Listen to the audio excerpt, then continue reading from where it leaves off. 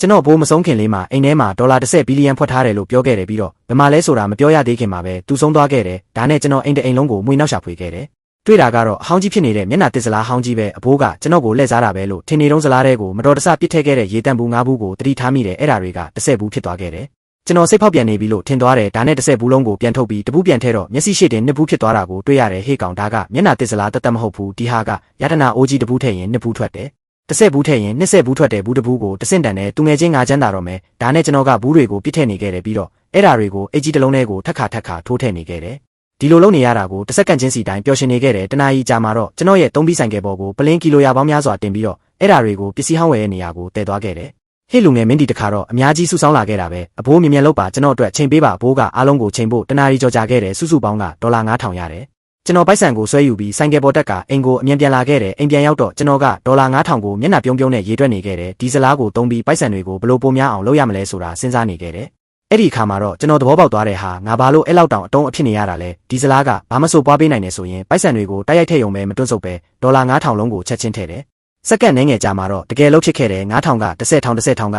20,000က40,000ဖြစ်လာပြီးတတသမ2.8တန်းထိဖြစ်သွားတယ်ကျွန်တော်ရှိကပိုက်ဆံပုံကြီးကိုကြည့်ပြီးကျွန်တော်ယူသွားတော့မလို့ဖြစ်ခဲ့တယ်ဟာငါချမ်းသာပြီကွာပိုနီမာအလီဘာဘာဘီဂိတ်တို့မင်းတို့အားလုံးတတိထားကြငါမင်းတို့ကိုဝယ်ဖို့လာနေပြီးကျွန်တော်ကဆိုဖာပေါ်မှာဖရင်တပားလိုခံစားရင်းအနားယူနေတော့အတွေ့တစ်ခုဝင်လာခဲ့တယ်ကျွန်တော်ပိုက်ဆံအစီတစ်စီကိုယူပြီးစစ်ဆေးကြည့်တယ်ဟာဗျာပွားထားတဲ့ပိုက်ဆံတွေကမူရင်းတွေနဲ့အမတ်စင်တူနေတာပဲဒီပိုက်ဆံတွေကအသုံးမဝင်တော့ဘူးလို့စဉ်းစားပြီးစိတ်တက်ကြနေတော့တယောက်ကတကားကိုထုနေတာကိုကြားရတယ်တကားဖွင့်ပြီးအခုပဲပိုက်ဆံပြန်ပေးစမ်းဟာမဟုတ်သေးပါဘူးပတိုင်းကားပဲသူကဒေတာခံလန်းပေးလူမိုက်တစ်နှစ်လောက်ကကျွန်တော်သဘောကျတဲ့သူကိုဝယ်ပေးခြင်းပေမဲ့ပိုက်ဆံမရှိလို့သူ့စီကနေချေးခဲ့တယ်တကားဖွင့်တဲ့မဖွင့်တဲ့စဉ်းစားနေတော့မှပဲသူကတကားကိုကန်ဖွင့်တယ်ပတိုင်းကားကျွန်တော်တို့သဘောတူညီမှုရထားတယ်လေဘသူကမင်းနဲ့သဘောတူညီမှုလုပ်ထားတာလဲကလေးစာချုပ်ထဲမှာအဖြူမဲရေးထားတာအကုန်ရှိတယ်မင်းဒီနေ့ဒေါ်လာနဲ့သိမ်းမပြန်ဆက်ဘူးဆိုရင်အရင်ရောအတိုးရောမင်းဒီတကားကနေထွက်သွားရမှာမဟုတ်ဘူးပတိုင်းကားကျွန်တော်မင်းကို160ပဲကြွေးတင်တာမဟုတ်ဘူးလား160အပြင်ဒီနေ့လူလေးယောက်ပါလာခဲ့တယ်အဲ့ဒါတယောက်ကို10ဝန်ဆောင်ကအများကြီးတောင်းတာမဟုတ်ပါဘူးနော်ကျွန်တော်မှ9000ပဲရှိတယ်ယနေ့နဲ့ထပ်ပေးလို့မရဘူးလားယနေ့နဲ့ထပ်ပေးရမယ်ဟုတ်လားမင်းကိုတစ်နှစ်လုံးအချိန်ပေးထားပြီးပြီမင်းကခုထိမဆက်သေးဘူးပတိုင်းကားကျွန်တော်10ပဲချေးခဲ့တာဒီတစ်နှစ်လုံး80ကြော်ပြန်ဆက်ပြီးသွားပြီပတိုင်းကားကကျွန်တော်မျက်နှာကိုရိုက်တယ်ကျွန်တော်ကနာကျင်စွာအော်ဟစ်ရင်ပါးကိုဖိထားတယ်ပိုက်ဆံမဆက်ဘူးလားကောင်လေးတွေလောက်က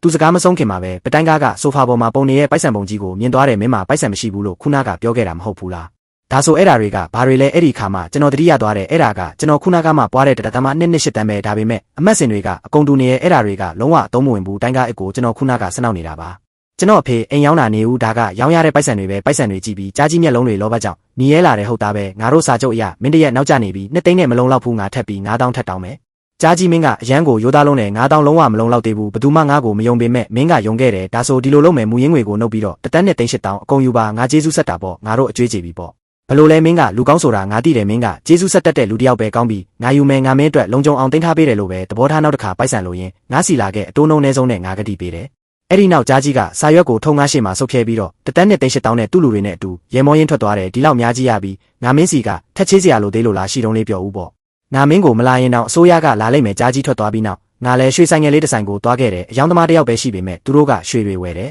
ဒါပေမဲ့ငါဝင်သွားတဲ့အချိန်မှာပဲရှေ့ကအယောင်ဝန်ထမ်းကောင်မလေးကငါလမ်းကိုပိတ်ဆို့တယ်မင်းဒီမှာဘာလုပ်နေတာလဲဒီနေရာကမင်းအတွက်မဟုတ်ဘူးမင်းဘာမှမတတ်နိုင်ဘူးတကယ်လားမင်းတို့ကစိုင်းဖွင့်ထားတာစီးပွားရေးလုပ်ဖို့မဟုတ်ဘူးလားအဲ့ဒီတော့မှငါမျက်နှာကိုတေချာကြည့်မိတာနေဦးကျိုးရင်မင်းဒီမှာဘာလုပ်နေတာလဲငါဒီမှာဘာလုပ်နေတာလဲငါဒီမှာအချိန်ပိုင်းလုံးနေတာအခုထွက်သွားငါမှာဖောက်တီကြီးတယောက်ရွှေလာကြည့်မှာမင်းကဒီနေရာရဲ့ပုံရိပ်ကိုကြားစင်းအောင်ငါမလုပ်ခိုင်းဘူးငါဒီရွှေတူးသမားကိုပြန်ပြောမလို့အလုံးမှာပဲလူလက်ပိုင်းရွယ်အမျိုးသားတယောက်လျှောက်လာတယ်ဟေ့ကျိုးပါဖြစ်တာလဲမစ္စတာရန်တော်သေးတာပေါ့ရောက်လာလို့ဒီကောင်ကမထွက်ဘူးငါခုပဲသူ့ကိုမောင်းထုတ်မလို့အမိုက်ကောင်လားဟုတ်တယ်အမိုက်ကောင်သူကငါတန်းဖို့ဟောင်းမှာဆင်းရဲပေမဲ့ဝန်ခံရမှာကိုအယမ်းမာနာကြီးတယ်သူ့ရေးစားကိုဝယ်ပေးဖို့အတွက်ငွေကြေးသူကြီးတွေစီကပိုက်ဆံချေးခဲ့တာပြန်မဆက်နိုင်ခဲ့ဘူးကျောင်းမှာလူတွေကရောက်လာပြီးပြဿနာရှာခဲ့ကြတယ်သူကျောင်းထွက်ပြီးအမိုက်ပုံတွေကပစ္စည်းတွေကောက်တော့တာပဲသူဒီမှာတခုခုခိုးဖို့လာတာတေချာတယ်ငါကျိုးရင်းကိုပြန်ပြောဖို့တောင်မစူးစမ်းတော့ဘူးပြခန်းထဲကရွှေတုံးတတုံးကိုပဲငါလက်ညှိုးထိုးပြတယ်အဲ့ဒါကိုငါလိုချင်တဲ့ဆရာအဲ့ဒါကထောင်ချီတန်နဲ့တေချာလားကိုကုန်ကြခံပြီးတော့ဂုံတိတ်ခါကိုကာကွယ်နေတော့မဲလားဘာမှမတင်ယူခဲ့ဘူးလားဒါကတကယ်လက်တွေ့ဘဝအကြောင်းမဟုတ်ဘူးမင်းချင်းငွေတောင်မဆက်ရသေးဘူးရွှေဝယ်ချင်သေးတာလားအဲ့ဒါကတန်ပိုင်းစားတွေမဟုတ်ဘူးတပေါင်ကို2ချက်3ချက်နဲ့မရဘူးဟေ့မင်းက